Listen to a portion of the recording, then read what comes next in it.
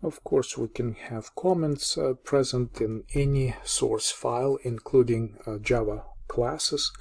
So multi-line comment begin with / and asterisk and end with asterisk / and single line comment are using 2 /. Same type of comments are available in C and C++. So the data attributes present inside a class represent the state of an object. So we have, as we had a little bit early in our presentations, if we have a circle object and I draw it as a cube because this is an object in memory, right? So it can render itself as a circle on the screen, but in computer memory it's some sort of an object. And so this object can have a radius as a data attribute. So it could be a double rational number, or it could be just an integer number, depends on the type of our application. Now when we have another shape, for instance a rectangle, so it may have its height and width part of its data attributes.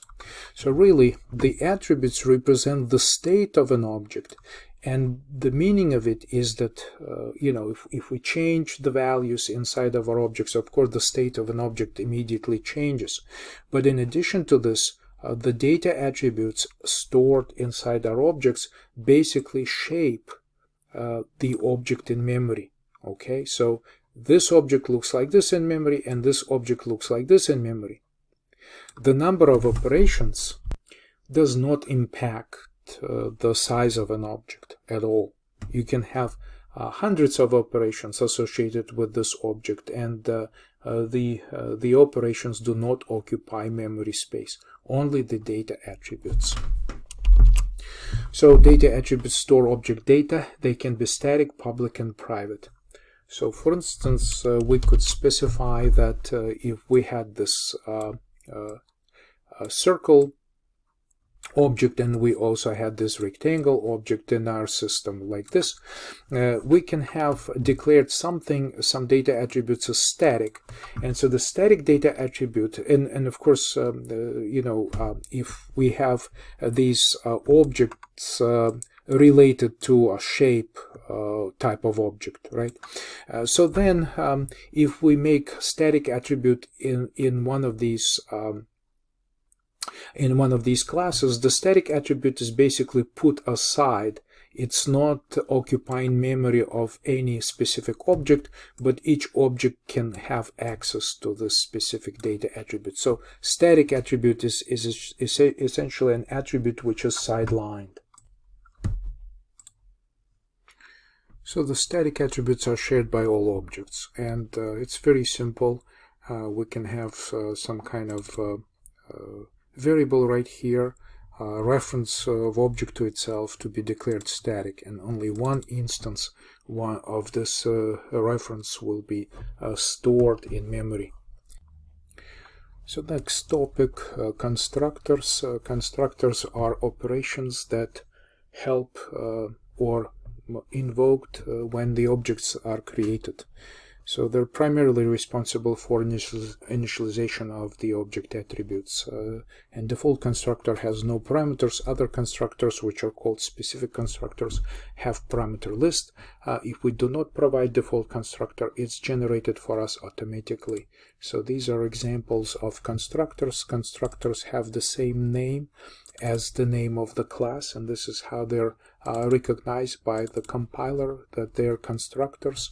So this is the default constructor. It takes two data attributes and initializes them by setting them equal 0.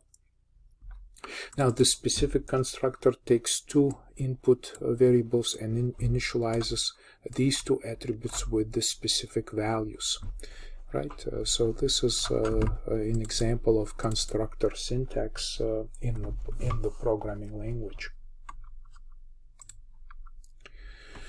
So accessor operations are simply setters and getters. So when we have a couple of data attributes, we keep them private, but we also want to provide public access to them, and in that case we use set and get this is set for x and set and get for x and set and get for y, could be used to provide access to these data attributes.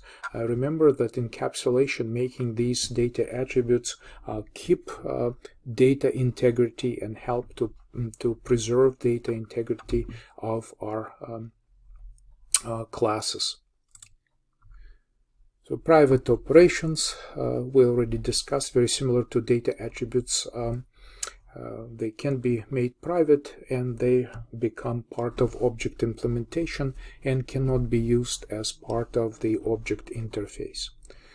Private operations can be used only inside the scope of a class where we have these operations. So this is a quick overview of the anatomy of the class and possible facilities that we have in the programming language that we can identify data attributes, constructors, other operations, and also static data members of our classes.